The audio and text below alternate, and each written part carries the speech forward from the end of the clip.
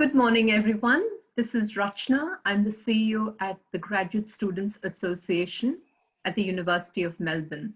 I'd like to welcome you all to a session that we are broadcasting today on stress management.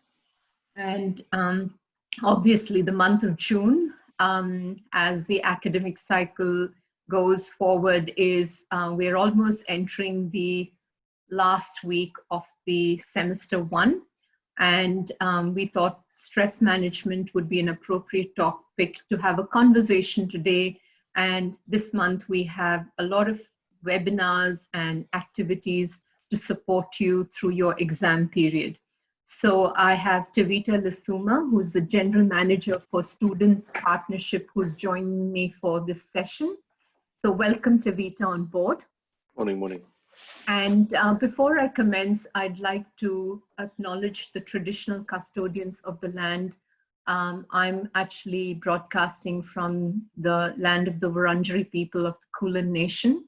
And I'd like to pay my respect to the past, present, and emerging leaders, and the Aboriginal and Torres Strait Islanders. So welcome on board, Tavita. And once again, it's a good opportunity for us to talk a little bit about the strategies that we've put together in this presentation. But apart from that, I think we will be focusing on looking at all the other activities that GSA will be offering in the month of June to support our graduates through the examination period, as well as many of you will be finalizing your final assessment or a group assessment together. And also, I think it's a period where we have the holidays coming up or the break coming up. And with the relaxation of some of the restrictions, we hope our graduates will be able to start going back to work or finding casual work. And a lot of the work, the seminars would be this week. This month would be focused on securing employment, retaining employment, and of course, managing stress and preparation for exams. So welcome on board. So Tavita, a little bit about your thoughts on the importance of running a stress management workshop. Yeah, I think you said before, I mean, this is the business end of semester one, and for many of the students, it's crunch time. So a lot of assessment is due, and also the preparation for exams. And some, depending on what you're studying and what your workload is, some students can have up to 6 exams at once.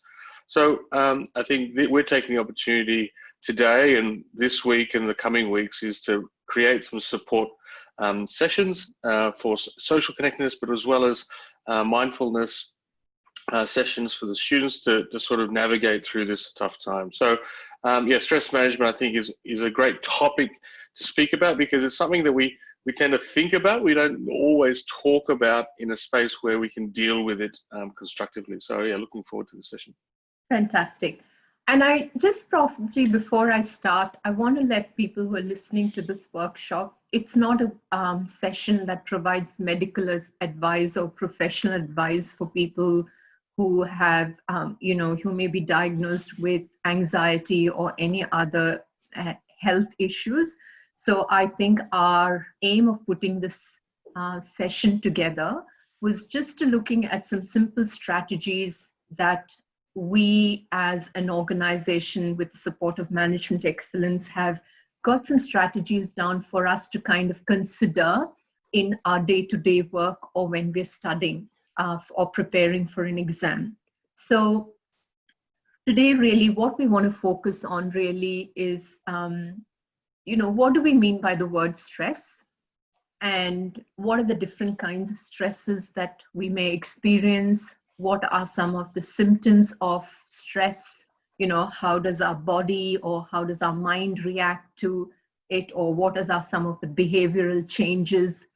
And then looking at some practical skills, and we can have a discussion on some techniques for managing stress management. But the latter part of our session, we really want to focus on how to manage exam stress. And I think That's real. That's very much near the corner. I know some of the faculties are starting exams as close as the 3rd of June, which is tomorrow. So really the purpose is to get through these very simple topics of what we mean by stress, the types of stress, what are the symptoms of stress, and what are the practical skills and techniques for managing stress management, and then looking at exam stress. So I guess from, if you look at what stress means, I think I like that quote from Hans Sal, which is really to say, the only person without stress is a dead person. I mean, I think, it's so true, because I think we use that word very, very often. Like, I'm stressed about this. I'm waiting for my tram. I'm stressed it hasn't come on time. I'm stressed what I should eat for breakfast. I'm stressed because, and currently now, I think in the current environment, being isolated, being at home, most of the time we have, though the restrictions have relaxed, that anxiety for many of us, like, what should I still continue be doing to kind of keep myself and the community looking after the public health. So these are kind of stress, and stress is our body's reaction to to a challenge. So anything which is a change, which can bring in challenge, our body reacts in a particular way. And stress occurs when the pressure is greater than the resource. So, I mean, I guess that's a very important thing. If you have all the time in the world to complete a project with no timelines and you really enjoy doing it, we don't find the stress. But the moment we said, oh, we've got to complete this in 5 hours, then, that immediately the pressure of time, the fact of that it's only me doing this work, can create stress. And from an exam perspective, it's like you would notice that if you are, say, doing a problem in physics, or if you have a mathematical problem which you have practiced number of times before an exam, the moment you're sitting in front of the exam and you know that you have 40 minutes to do that, because the pressure is, this is the time for me to perform, I have to get it right, I have only limited time, I have to remember everything what I have to, what I've done in my practice exam, and I have to put it there, that causes stress. So it's just a body's reaction to a challenge. So Tavita, just talk to me a little bit about when, how do you feel when you define and say, I'm stressed? Do you use that term very often, and what is it actually related to? Well, yeah, I guess in the working environment, especially for the team, and when we run, pre-COVID, we were running events and activities. I mean, project management is a big part of it, but it doesn't mean there's no stress. There's a stress to make sure you're within budget. There's a stress to dealing with people, on timelines that you rely on other people to commit to. So there's a stress in organizations that have good project management processes in place. But for me personally, stress in an exam context, it's a build-up. I mean, I guess it's about all the thoughts coming at once versus one bit at a time. And I think trying to manage the overflow or the overload is what we're going to talk about today. But yeah, absolutely, I really it resonates with me when we say that stress occurs when the pressure is greater than the resource. Absolutely. Fantastic. Now, I think I want to talk a little bit about the symptoms of signs of stress, and we can talk about a few of this, but often I've heard people saying, I'm feeling quite sick because I'm stressed, okay?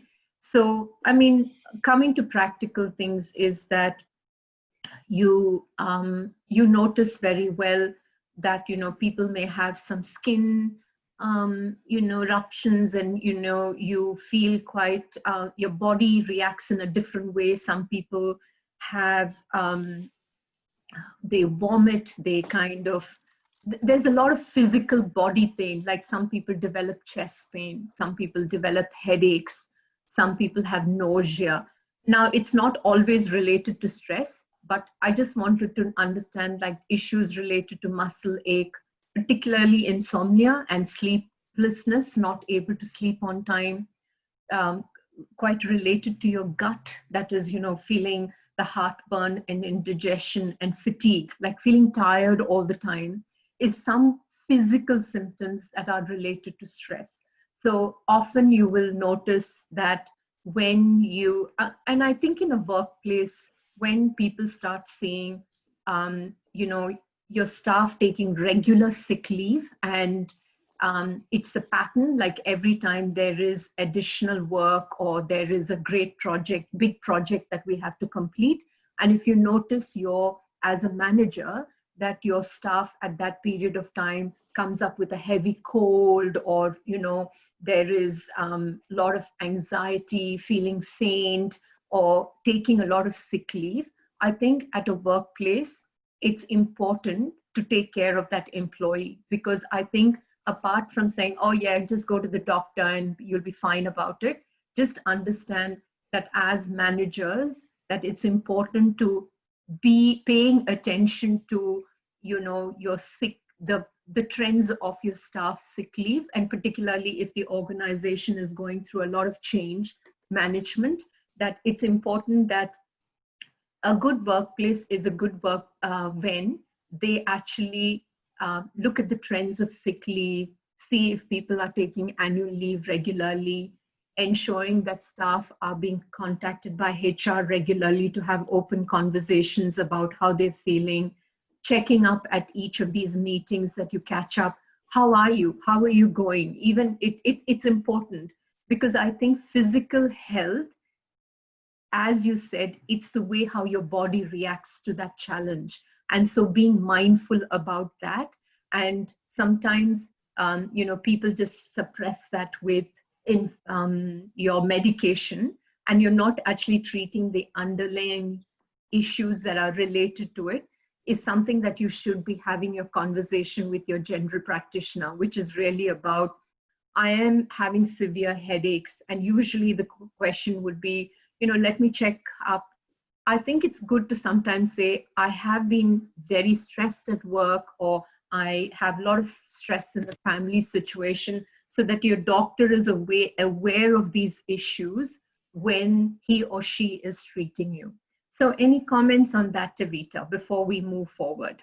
Yeah, look, I think, yeah, we just mentioned briefly before, is it's important to voice your stress, I think, just to talk about it versus bottling it up, because situations, especially physical aspects of stress, worsen.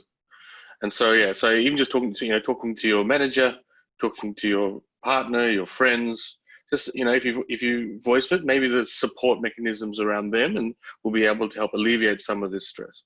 Yeah, absolutely. And I think it's a very good thing that you actually also bought, which I think is a very good thing to talk about, is that even if you're a student and, if you are working in a casual workplace and you have exams coming, you have your multiple issues coming, is that don't keep saying, oh, I'm just working hard and therefore I'm just, run out. Yes, you are working hard and you're run out, but it may be actually some physical symptoms that are actually how your body is reacting to the challenge and the stress. So before I go to emotional questions, because it is it's a topic that many of us may feel comfortable to ask questions, may I ask people who are on listening to this program that it's important, if you have any questions to ask, just put in a question there and we'll be able to support you in answering those questions. We don't require to call out your name or anything like that, but we'd be more than happy to talk about it. Now, another aspect of stress is how you emotionally respond to your surrounding. So I think many people get very impatient. So stress causes anxiety, and anxiety often leads to being very impatient. So often you may realize that if it's in a workplace, or if you are a student, you are doing a group assignment and each of you have been allocated a task and you're supposed to report back in 2 days time. And you will notice that somebody who is very anxious will immediately keep asking people, so how are you going? How have you completed that? Please text me, or pick up the smallest thing to kind of get annoyed and upset about. It happens at a workplace. I mean, I experience it, and I'm conscious about it many times, that, I have deadlines to meet. I have, let's say, a board report that is needs to be completed by the end of the week. I have, back-to-back meetings, and I'm just kind of worried about when I'm going to get those board meetings. So even simple conversations or simple emails can make you impatient and bit, um, uh, out of normalcy, in behavior. And I think that's a very good sign. And that is kind of trying to say to you, you are experiencing a lot of challenges, and your body is actually, your mind is responding to that because of that. Some people feel very sad. I remember, and I thought it's a very recent experience to me. Over the weekend, I was talking to a friend of mine, and we, going for a walk, and suddenly she, from nowhere, she was very, very upset about what's happening in US, and she started speaking about the protest that's happening in US. And she said, "Oh, I feel really hopeless and sad, and really," she was crying literally, and she said, "I just feel history keeps repeating itself again and again. I feel extremely upset about it." And there was a sense of absolute sadness, and feeling just feeling really, really upset and crying about it. And one of the things that as we spoke about it, we talked about, okay, it's a very sad thing. It's something that we find very, very difficult to kind of accept, the brutality, the unfairness, the racial discrimination. We do feel sad about it. But what is the underlying factor that's compounding you to feel so sad? And then it was actually about a very personal thing that was happening in her life, where, she was trying to kind of connect that personal sadness compounded with what's happening in the environment, which is making her feel very emotionally upset. And I think I'm not saying don't be desensitized to about what things are going around. Don't be that. But remember that those issues are going to impact you. To hear if in your workplace somebody has been made redundant, oh yeah, thank God my job is safe. That's not how we feel. We know that that family is going to be very upset. There's going to be a mom and dad who's going to go back home without a job, lack of income in the current environment, and that is going to impact you. People have had families who have lost loved and dear ones during this period of time. It's just not another number. It's not like 103 out of, oh yeah, one more person. No, it's very close to them. And so I think, be clear during COVID-19, sadness is, apart from what's going on around in the world. Some people may have the fear of remaining safe, the fear of losing a job, the fear of thinking about your parents overseas, or some who are sometimes quite old or quite ill, people who have chronic illness, feeling of sadness and feeling overwhelmed. That means your mind is not thinking really clearly, and as a result of which, every small task feels very big, and you actually feel, oh my God, I've got to do this. Like, oh, I've got a submission that I have to write. And normally you're the person who can whip up 10 submissions in a day. But when you're stressed, even those small tasks seems extremely stressful. A simple example from my end, Tavita, is the days I'm very stressed and I have to find the Zoom link, to get onto this. I've noticed wonderful Andrew, Christine, and Lou, and you provide me all the support, just because I'm so stressed that I actually even can't follow simple kind of processes and just double click and get onto Zoom, kind of thing. Just so, any comments on the first three, being impatient, being sad, and being overwhelmed? Is that something that you've observed as a manager too, when your staff are going through periods of being quite, you know, overwhelmed and stressed about their work or personal issues, Tavita? Absolutely. I think it's a responsibility of a manager or even friends and colleagues is to recognize these symptoms in people, and not not shrug it off to like, oh, having a bad day. I think it's really important just to understand, the roots of all these sort of things. And if they're not being, not expressing where these emotions are coming from, you can always ask, is everything okay? It's just touching base with people, I think, helps alleviate some of that stress. You might not have the answers, but I think if somebody else asks those questions and is aware of, like, oh, you seem quite sad, or is everything all right? You seem quite overwhelmed. Is there anything I can do to help alleviate some of this this overwhelming feeling? I think that's really important. So yeah, as a manager or even friends or colleagues, it's really important we just take notice. Yeah, absolutely. Being aware, and things like, which we don't actually understand, people will always say, I'm very restless, that's fine. We all have different attention span. But if it's I always notice from the quality of people's work that if there are small things that are they're not paying attention to details, rather than getting into criticism at that period of time and saying, I'm really unhappy with the quality of the work, blah, blah, blah, kind of thing. Just being able to make someone, make the corrections in a gentle manner, but actually saying, I'm here to support you, call me and ask me how.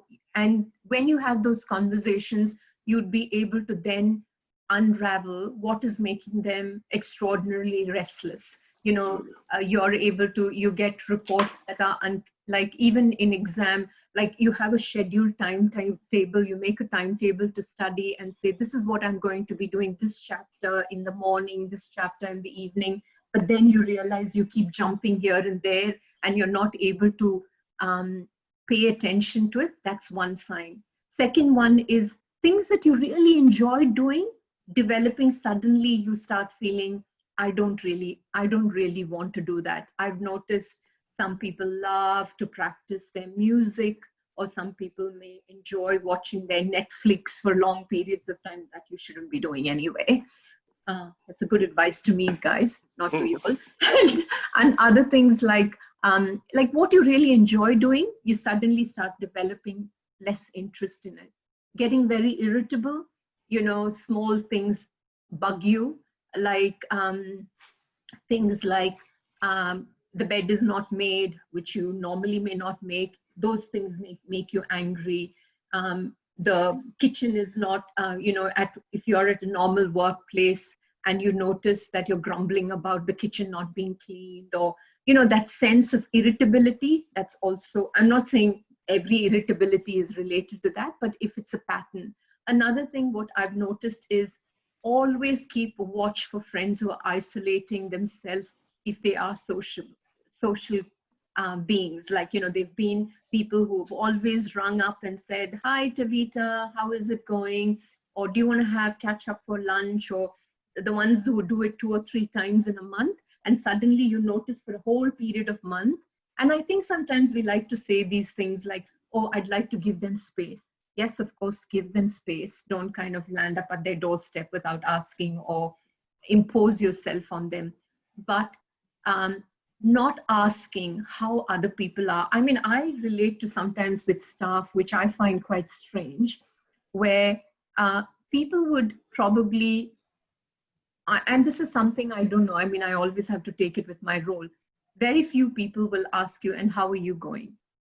Okay.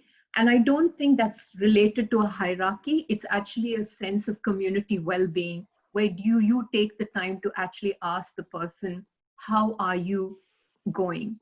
The other symptoms is trouble coping with life. Sometimes you'll find relationships breaking down during the time when you're stressed. You'll notice,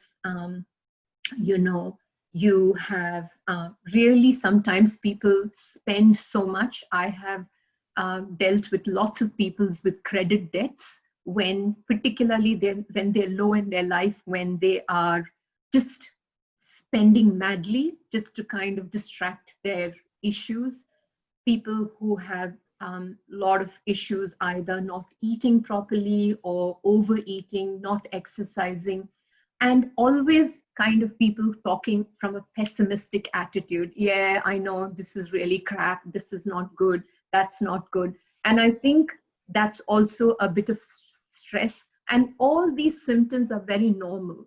But when they occur as a regular pattern for people who are not in that space often, that's when the issue becomes something that you need to pay symptoms to.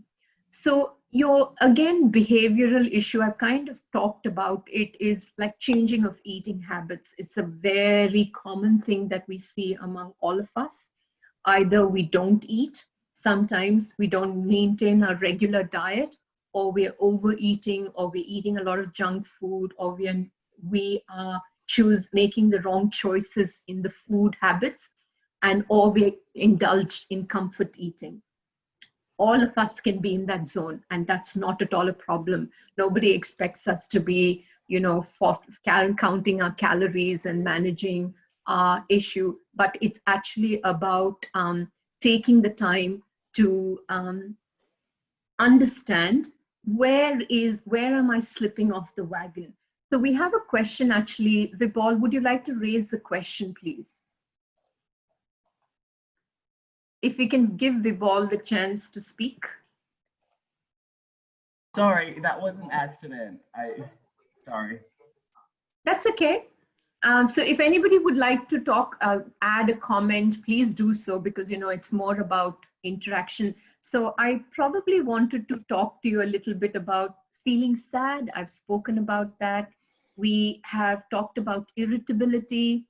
Then people who are always worried, are worried about, oh, I'm not very sure this work is going to work. I'm not sure if the website is going to be updated regularly. I'm not sure if the graduate groups would have got my information. I'm not sure if my exam is going to work well. When you're anxious about everything, I know people get even anxious about simplest thing of, I don't know whether, Tevita, you've experienced this. You're always worried that your alarm is not going to ring if you have to get up early on a day that you have to get up. Have you had that experience? Oh, absolutely. I probably am the worst culprit for it. Is that when it matters the most, I set up 2 alarms. Oh, So wow. just in case, it's just one of the things. But then you can't sleep, so you end up making it worse for yourself. Yeah, and another thing is, I think lacking concentration is very normal. So particularly people who are studying, if you have other anxiety going on in your head, in your life, remember that at that period, your lack of concentration is going to be an issue. So using proper study techniques is very important when you're talking about, thinking about how you can remember things, or how you can embed your thought process. And another thing is your mind keeps racing, thinking about the same issue over and over again, or you can't remember. I mean, an example of where I have experienced it is working with clients when, they are about to kind of have to go to a hearing or a disciplinary process, or if they have to present themselves at court, or if they're going for an interview or something like that, or going for a big event, or going to settle your mortgage. Then when you're anxious, you keep asking the same thing over and over again, or keep thinking about what happens if this happens. So it could be sometimes is, I've heard people saying they'd go to a lawyer and it would be the simplest issue that they're talking about, and they've already thought about incarceration and, the worst penalty that could be never related to their crime or issue. But it's how your mind races. Or if it is about, in the current environment, you are in a rented house and you're already thinking about, oh my God, imagine if I lose my job, what's going to happen? How am I going to pay my rent? How am I going to? So it's this, when you're stressed, having those repeated thoughts coming to your mind. So really, Tevita, what I wanted to do was really give some overall strategies about talking to people. So I may actually pause at that time and ask, do people in the who are attending or have any panel questions for us? If there was anything for us to answer or any strategy that you'd like to share. Okay, so Tavita, I guess I wanted to talk to you about your techniques to manage stress in relation to physical activity. I know that you're very fond of walking, and you kind of use physical activity as a way to calm your mind and body. And how do you kind of discipline yourself to do that? It's a really good question, Rashna. Look, I definitely confess that I'm not a junkie in terms of physical education, physical activity, but I have made the effort to set time aside. So whether it be in the morning, at lunch, or in the afternoon, especially after 5, just to go for a walk. Rain, hail, or shine, I think it actually helps with the mind. And I've recently got a bike, and I've even just going to the supermarket, which is only probably 2 or 3 blocks away, I might jump on the bike because it gives you that, that sense of escape in terms of you have to concentrate on the road, you have to concentrate on traffic, you have to concentrate so you don't fall over. And I think that distraction and the physical aspect of it actually helps me. And everyone's different, and some people's capacities are very different. But I think just being able to get the heart racing a little bit helps me. And I look, when I was studying, now we're talking a while ago, I would always walk to my exam. So even if I lived 40 to 50 minutes away from campus or where I was having my exam, I would always either walk the whole way, or depending where I lived, I would catch public transport half the way and walk the rest. And I think for me, it was an opportunity to clear the mind, because I would be more concentrating on not getting lost, and just walking through my thoughts as I walk, because you have a pace. So for me, that were my techniques. Yeah, and I think that it is being conscious about it. The body is requiring the physical activity, and particularly now that we are in this situation where we are cooped at home, its examples are, oh, it's cold, I'm not going to be able to go, or I'm in my track pants, I'm in my pajamas, I'm not going to be going. I think these are all excuses, or it's time to make dinner, or it's time to feed the child, or it's too late, it's too dark. These are all things that normally come to our mind.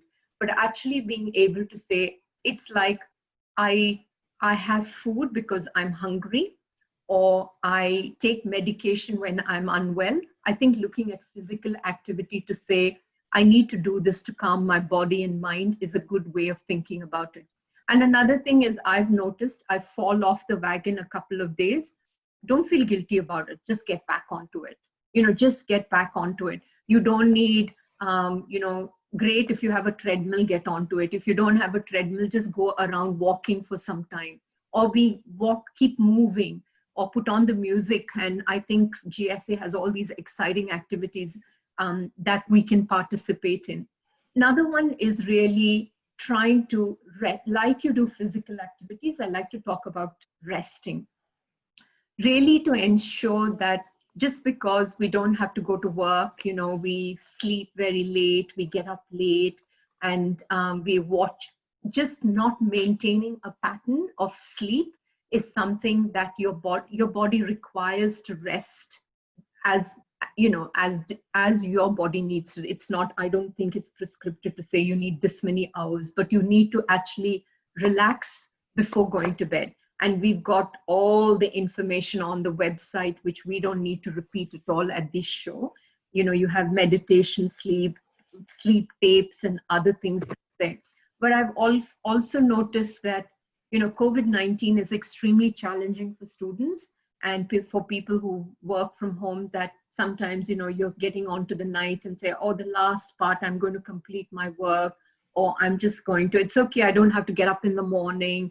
And then you're sleeping, at 2 and 3 in the night, and then having to jump out of bed at 7 in order to attend a workshop or other things. So just being mindful about that. And then talking to someone. I think, Tavita, you want to talk a little more and take us through talk to someone and taking control. Like, do you want to just go through those 2 slides with us? Yeah, sure. So yeah, taking control. I mean, yeah, I mean, we talked about sleep earlier, and just to briefly talk about that is that if you can't sleep in, which I can't sleep in. Just make sure that you get to bed at the same time every day, so at least you know that you've got that sleep. And that's just something that I struggle with too. So even if I have a late night for whatever reason, I'm always up extremely early, which is a curse, and for my partner. So taking control, yeah. So the best ways to deal with this is it's sort of like a system, right? So you write down the problem and write down as many solutions as you can. So it's, I guess what it is about cutting it into bite sizes. So in terms of instead of being overwhelmed by the multitude of the problems that you think are going on, because a lot of problems are related to each other. And so this is just writing them down systematically and then writing possible solutions as where you can. Decide on the good and bad points of each and come up with the best solution.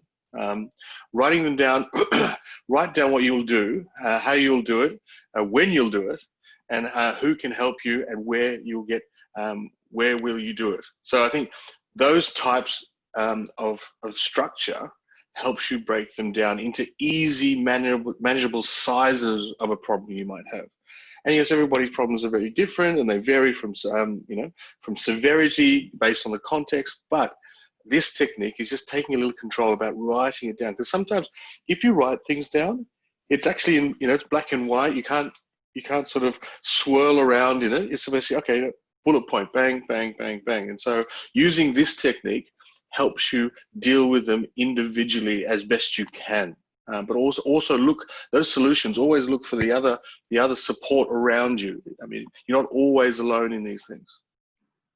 Yeah, and that's really good. And I think, talk to your parents, your friends, and just someone who is just going to say, I'm, sad luck, this is what life is, it's terrible.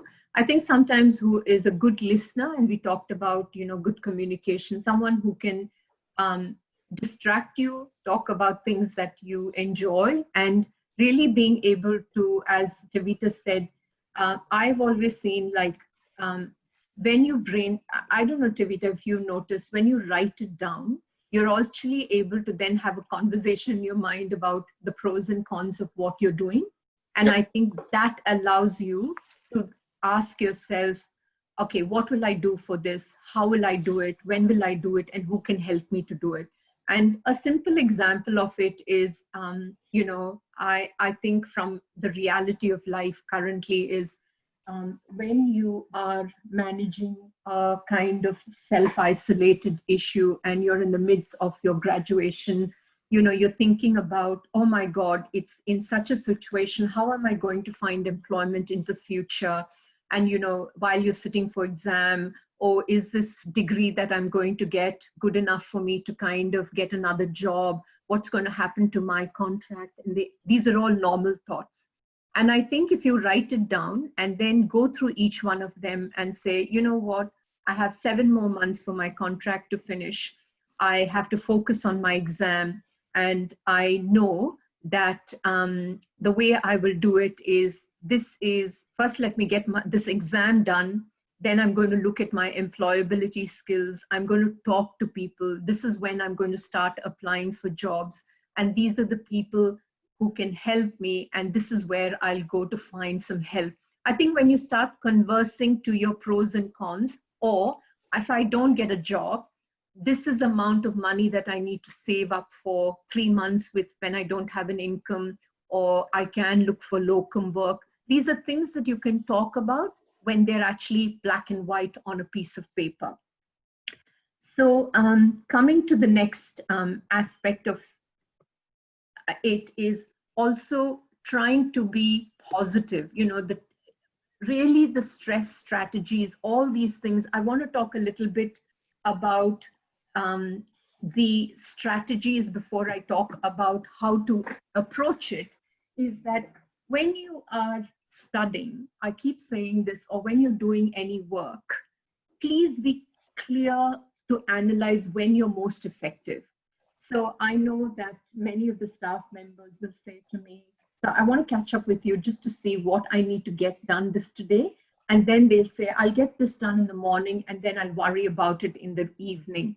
Sometimes it's good to kind of negotiate with your manager if there's an unreasonable demand and saying, is that possible for me to actually give it to you tomorrow morning, because I work well during the evenings and I'll complete that. That's a good strategy. Or when you plan your studies, it's very important. Similarly, I think it's also important to get some help.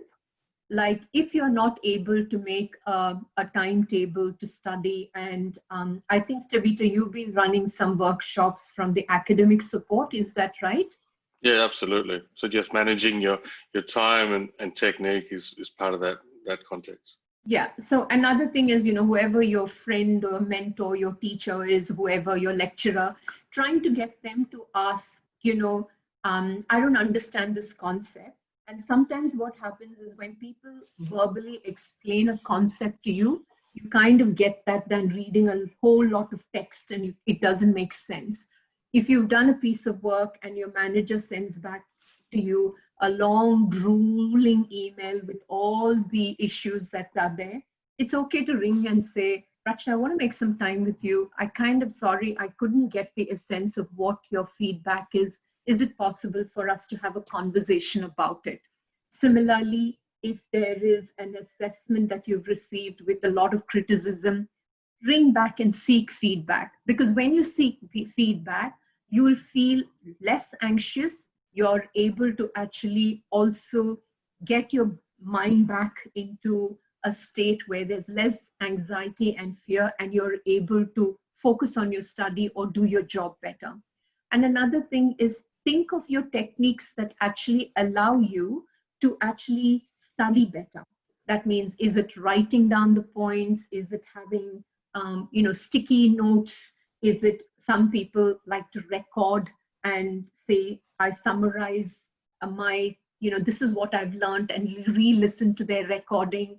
Some people use a butcher paper. Some people just underline. These are different techniques to study, and you know best as an adult what suits you best.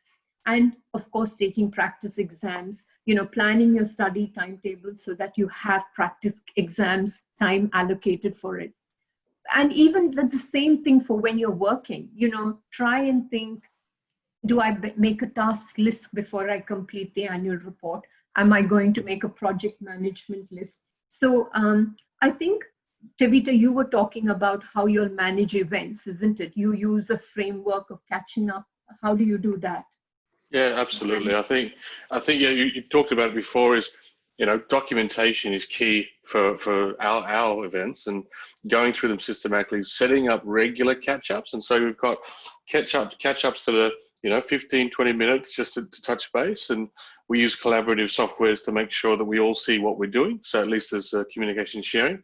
Because a lot of the stress that comes under sort of event management and project management is the information isn't shared between people. And I think sharing information for us has helped alleviate a lot of the stress. So using the tools, using our management meetings, but also just making sure that everyone has tasks assigned and there's no gray area about who's doing what.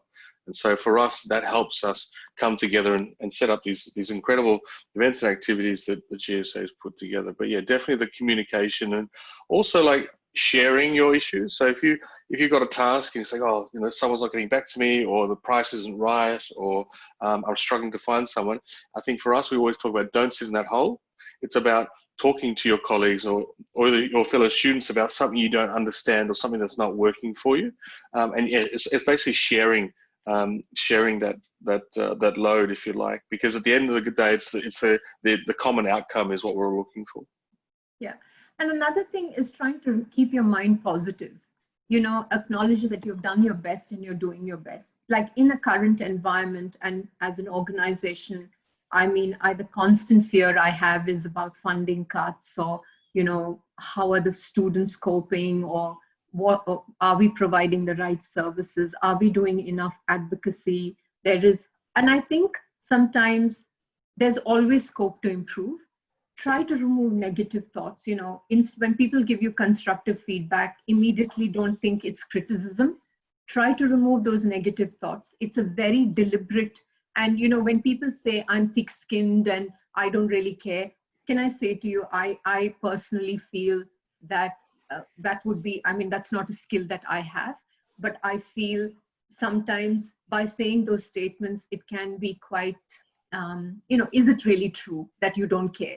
Because when you do care, you're a very caring person. But I think when you're anxious and you're stressed, even positive remarks tend to be negative thoughts, give you negative thoughts. Trying to remain positive so that when people are giving you constructive feedback, when you're going through a difficult period of time, when you've had a breakdown in your relationship, everything you kind of think is all about me. Oh yeah, I'm the worst person, I'm this. Try to remove those negative thoughts, and don't spend time with people who keep re-emphasizing with you that you're the most horrible person in the universe. Try to talk to people who are positive, and that's why going for counseling, talking to independent people, using mechanisms of going to workshops, looking after self-care is actually important. And I think somebody was saying this to me, that the biggest issue during COVID-19 has been people just reading and reading and reading so much about every disaster that happens around in the world, and trying, it kind of transfers to your kind of setting. And I think we also work in a place where maybe the representative team or the student engagement team, constant hearing about issues for people and how do you preserve yourself and how do you look after yourself. That's really, really important. And I think the most important aspect of these kind of issues is trying to kind of be practical. If you have started feeling stressed, to kind of do a bit of self-diagnosis is like, keep a stress diary. What happened? Why did I get impatient? Why was I irritable? Why did I cry? And asking those questions. How did you feel at that time? And sometimes you actually can be able to help yourself, like, oh, I rang mom and dad at that time and I felt quite good. Or I spoke to my partner about it. That was fine. I was actually just jumped on to went for a big walk and listened to my favorite music, and that was fine. I picked up the phone and had a good chat. I think those are very good strategies. Or I went and visited my GP and took a mental health plan, or I spoke to my psychologist, or I rang someone and asked for help. And I think sometimes we underestimate our own ability to come out of these situations. And so I guess I don't want to give a message to everybody that anybody who's stressed, please go out and seek all the medical professionals that's there. I think there are simple strategies to keep a stress diary. And when I call it a stress diary, don't call it as a stress diary, call it as my friend diary or whatever you want to. But I think tracking a pattern of your behavior is something that helps you to actually manage your own stress and go back to it and say, oh, I was, in this difficult meeting with Rachna, and then I took a couple of days off, and then I could go back to her and discuss the situation, and I felt much better. So I may actually, whenever I get a feedback, I want to reflect on it before I respond to it. That's a good strategy. I think sometimes also letting people that you need time to deal with it is very, very important, because I know that there's sometimes undue expectation on all of us. You need to be a good partner, you need to be a good boss, you need to be a good co-worker, and there's this innumerable roles that are there, and sometimes you just need space for yourself. And I think managing your time, and Kavita, I think you're one of the best time managers, so I think it would be good for you to kind of talk about this slide about how do you manage time. Yeah, absolutely. Thanks, Rasha. So yeah, I mean, as I mentioned earlier, time management for me and my team is especially crucial. I guess, like any deadline, we have to make sure that everything's in line, in time, and professional and safe. And so, especially because we're dealing with people a lot. And so for us, getting organized, it's all about firstly getting together as a group and understanding what the common goals will be for whatever project we're going to run.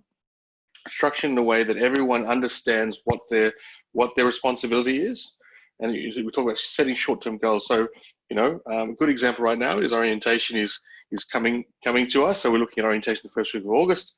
And it will look very different to what the orientation has been in the past. And so for us, our team has been coming together to set up a structure of what we need to do to be able to provide an orientation-like program for our students.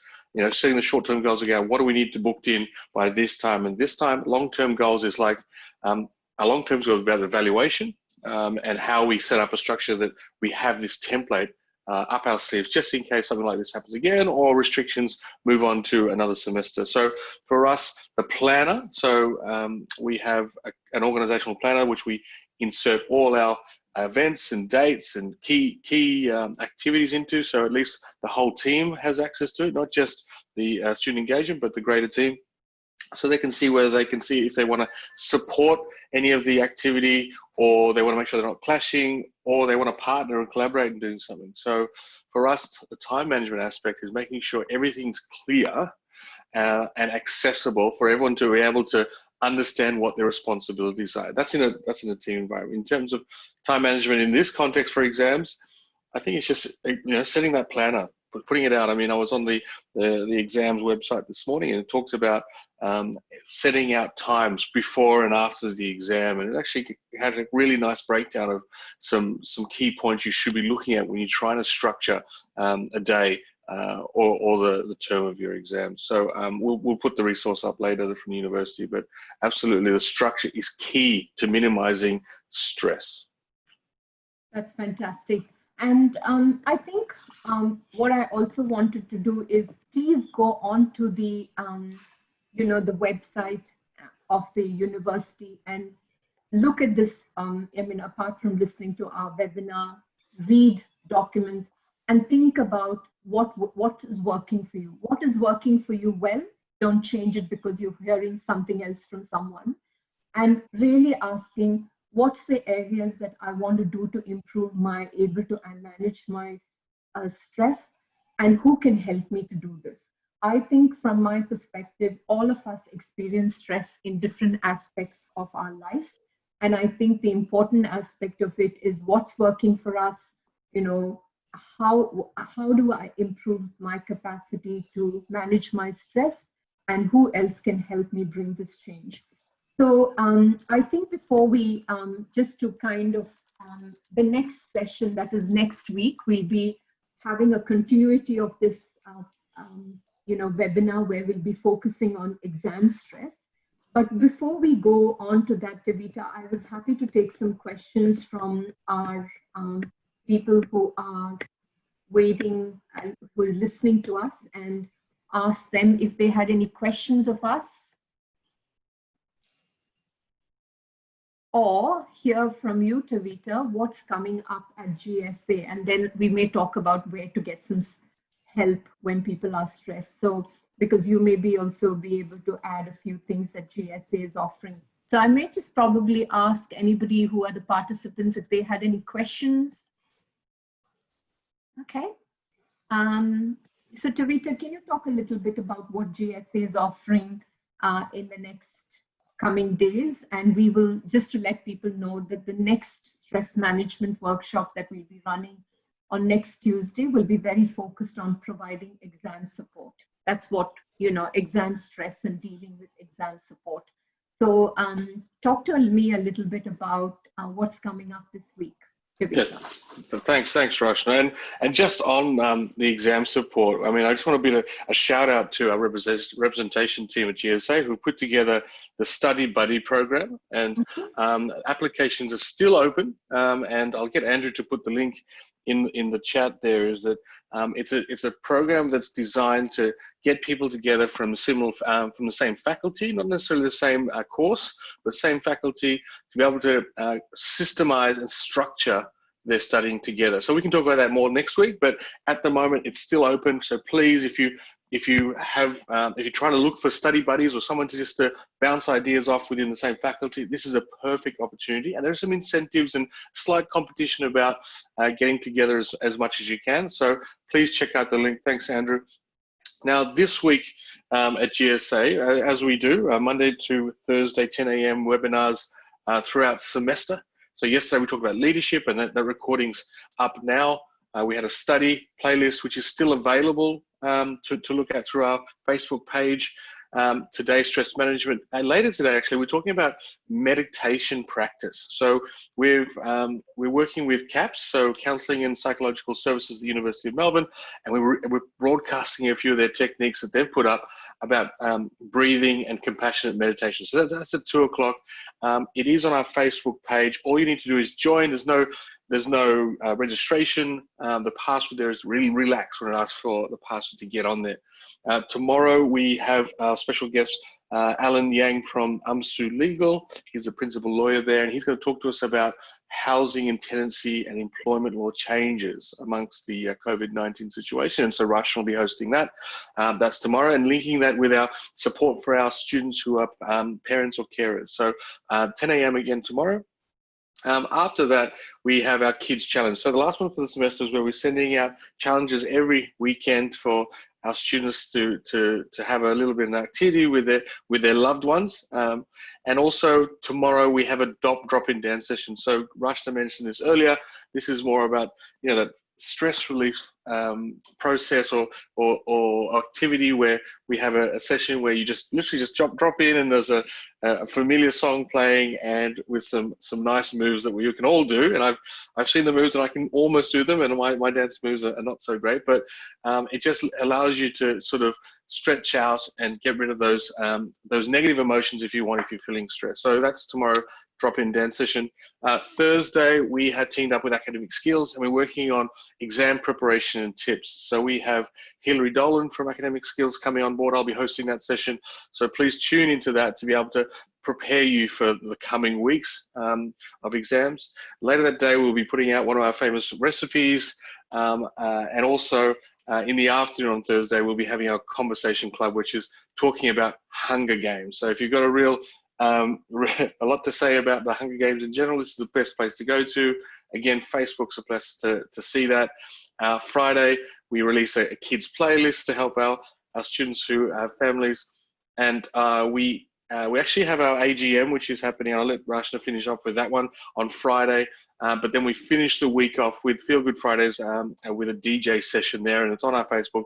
Simply click and listen to the live stream that happens through our social media. So, but moving on for the coming week, so SWAT back in exams, we're putting together a mixture of music, mindfulness. We have a few interesting webinars coming up to support students with employability and also exam stress, as Rashna mentioned. But also we're running, for the first time ever, coffee support remotely. So we've teamed up with 14 cafes around Melbourne to be able to provide free coffee to our postgraduates. We'll be sending out some ads tomorrow in anticipation of the rush. So you need to register, and you'll receive online codes that you will show at the cafes to receive 3 coffees in a week, maximum per student. And we'll see how that goes. But yeah, hopefully we've got a cafe in your area to be able to escape from the books, have some caffeine on us. So yeah, thanks Rashna. Big couple of weeks ahead. Fantastic. And as I said, I hope the session has just been a good way to reflect on your health and well-being. And I think next week, when we talk a little bit more in detail about exam support and how you manage exam stress particularly, we want to kind of talk about that during this period is please ensure that you still continue to talk to a family or friend and, you know, seek professional support if you can't self-help. You need to talk to your doctor. I think doctors are really good people to kind of have your physical and emotional health, you know, assessed, and talk to someone independently who can offer you guidance. If you're a student, I highly recommend you should continue talking to your faculty and seeking their support and guidance. As Tavita said, please ensure you touch base and get information from Stock One about CAPS, the Counselling and Psychological Services. If you are a staff member of JSA, please ensure that you contact the Human Resources department. That's probably our manager of business operations, Sajal, who can offer you about our internal program that we run. There is the Beyond Blue, which is again a free phone helpline. There's Lifeline 1300 1114, Beyond Blue 1300 224 636. These are important phone lines that are there to support you. And I think there's no shame. There's no shame at all in saying that, you know, you are coping, not coping. And I think seeking help and seeking the support that is there is the best mechanism to address these issues. I think we all do the same, and I think that will help us to kind of cope better in the community. So thank you to all the people who attended the session. We look forward to your feedback, and we will be running an exclusive kind of webinar more on exam support next week on Tuesday, and also ensure that there are, you know, some strategies that we can put there to look at how you can also have a balanced kind of recreational balance along with your studying, for what strategies can be offered for doing that. So it's goodbye from all of us at GSA, and we look forward to seeing you tomorrow morning for a discussion with Alan from AMSU Legal about tenancy issues and also the services, the legal services AMSU offers. Thank you. Bye-bye for now.